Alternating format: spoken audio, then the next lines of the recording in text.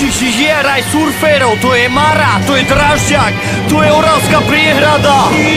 Vodné toky slovenské, nedrbem sa nikam, vlny mám na Dunajci, pume všetci hintam. Tu si pekne rublujem na tom, ako jazdím, s debilkami pri ohni, večer špeky fajčím.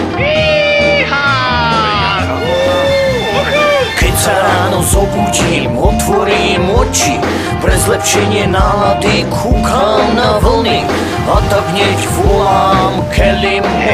No keď štartuje práve svoju helikoptéru, ide na Maru. Liptovská Mara hlási 3-metrové vlny. A Kelly Slater prišiel na Liptovskú Maru a ja nenamalovaná. Slater? Liptovské Mare? Kdeže? Tomino, čam do vln, však na Slovensku je raj surferov.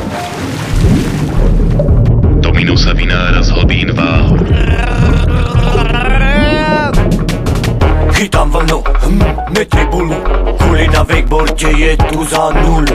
Poznám pre neho ja jedno riešenie, okamžite vypadni z tejto kaže. Hej kuli, ukáž mňady, okamžite zistíš, kto je pánom tady. Na majstrovstvách mi neutečieš, pretože dostaneš po cykule smeč.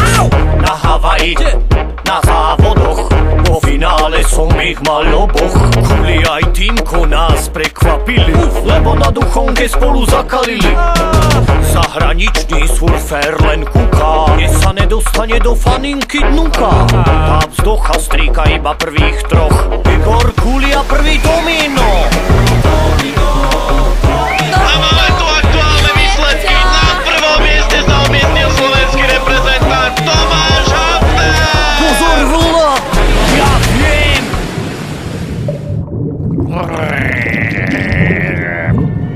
Konečne na zlatých pieskoch.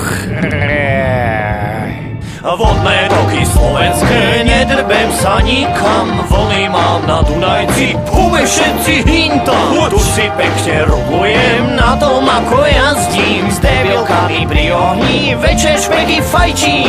Vodné toky slovenské, nedrbem sa nikam, vlny mám na Dunajci, pume všetci hintam. Tu si pekne rublujem na tom, ako jazdím, s debilkami pri ohni, večer špeky fajčím. Mr. Hafner, is it possible to surf in Slovakia? Tak určite, čo sa týka mojej domovskej krajiny, bol to odjak živa raj surférov. Are you sure?